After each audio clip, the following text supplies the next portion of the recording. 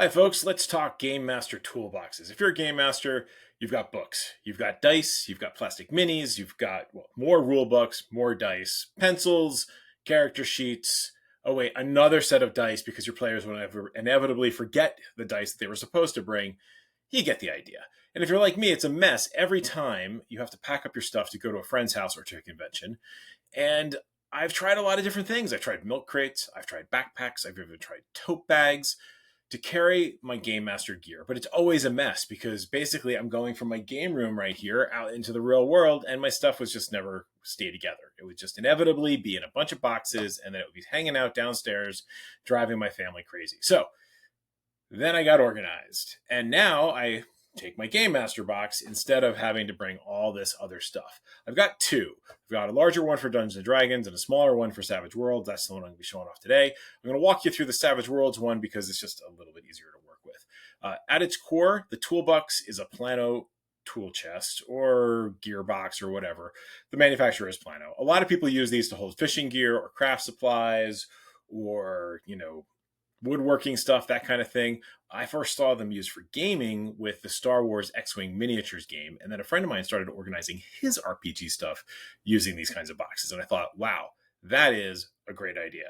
So let's dive into the case. So this is a Plano 728. It's about 14 inches across, 9 or so inches tall, maybe about 8 inches deep, maybe 10 inches tall. Pretty compact as such things go. Like I say, I have a bigger one for Dungeons & Dragons because it needs to fit bigger rule books. And I generally have more stuff when I run Dungeons & Dragons. Opening up the top, both cases have the same sort of thing. There's special compartments, so I don't even actually use all of the space that I could. Up top, there's these compartments that will fold out, which is really handy for storing additional things. But I don't need to use that right now because, I don't need to use them right now. But it's a good place to put dice. So opening it up, one of the cool things about the Savage Worlds Kickstarter is I got all this great stuff and then promptly didn't get to use it because of the pandemic. But hey, that's okay, guys. We're getting back into actual real world gaming. For example, here's the adventure deck. This is a collection of cards that you can give out to players during the session that give them additional things that they can play, usually for role playing, like Hidden Stash. You scrounge up mundane necessities, some sort of food, shelter, whatever. I use these a lot with my Savage Worlds Weird Pulp game.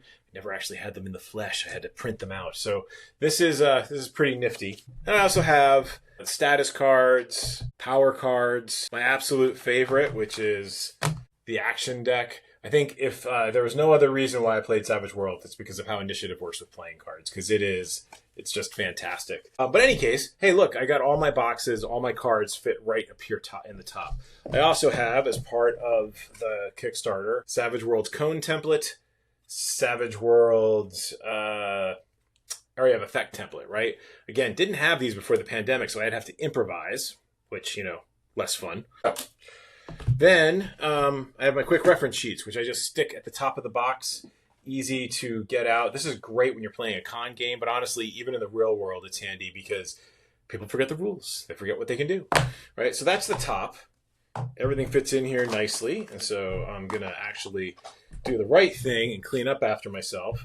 Again, it has side compartments up here that I'm not even using. Over here, I have a bookmark, just, because you never know.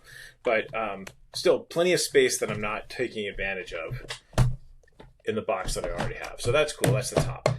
Now, the rest of the box has these additional side compartments. I'm going to move this over here for a second. You can see these are a little more awkward to use. Might be able to fit a rule book in there. I haven't quite figured out. I could also put the decks in there, but I like being able to just see which decks I have, right? And then the best part is the front part opens up and carries even more stuff. Typically, when I'm at a con or when I'm running a game with my friends, I've got a handful of Savage Worlds rule books. I don't bring everything because honestly, the key to this working is you can't bring everything. When I was bringing milk crates to D&D sessions, it's because I was carrying 2 milk crates full of books. Nobody needs that many books. I just need the books that I need for that particular session. So anyway, the nice thing about Savage Worlds, it's a smaller form factor for the rule book, so they easily fit within this. This is the hardcover for the Adventure Edition. And then these are the older style books, similar form factor. The newer companions are actually, I think, hardcovers. I have not actually picked up any of them yet. But anyway, they easily fit within the box. So this is the part that probably keeps me the most organized. I have these smaller totes, trays that go inside of of the larger Plano box. And it's where I can keep all of the fiddly bits for my games. So I've got sticky notes and index cards, because you will always need sticky notes and index cards. Just need stuff to write on. Lots of extra pencils because, well, everybody ends up showing up in a game without a pencil. Wet erase markers for my battle maps. These random tokens, they're just stuff that I've come up with that's been handy, right? So people say, hey, where did you get hit? Well, I've got a nice little random generator there, so I could do, left arm, stomach, chest, what have you. Hey, is it raining? I don't know. Maybe there's a hurricane. Typically when I'm running a scenario, if the weather's important, I'll actually include it. But, sometimes the players surprise you and they wait a couple of days and you want to see what the weather's going to be. So having these allows me to quickly improvise with what I want to do. These are the official Savage World dice. All your standards, right? Six-sided, nothing super special there.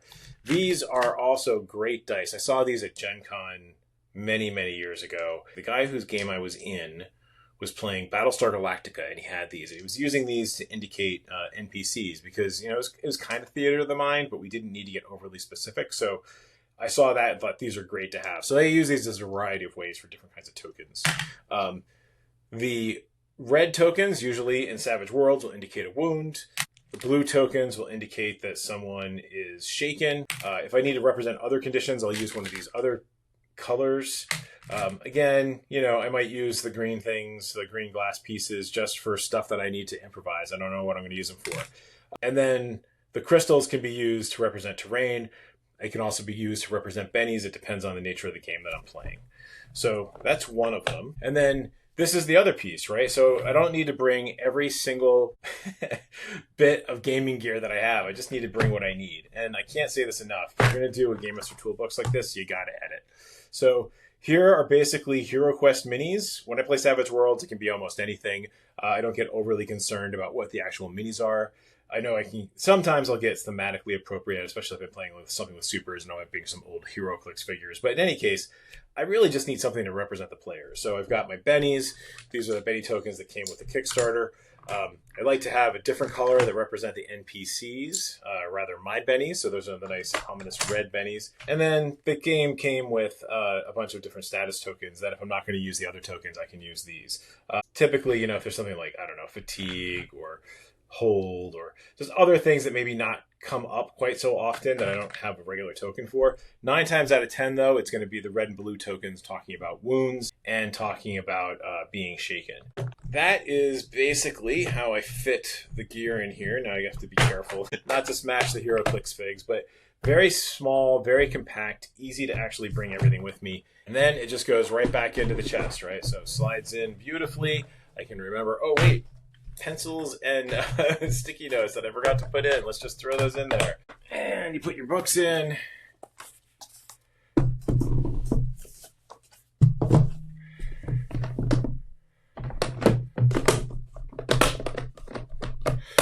It all snaps together really nicely. And there you go. Now for me, I had to beautify it a little bit by adding in some stickers because, who doesn't want stickers, right? Also, it helps identify the fact that, hey, this is mine. But in any case, this has been the Game Master's Tool Chest. It is super helpful.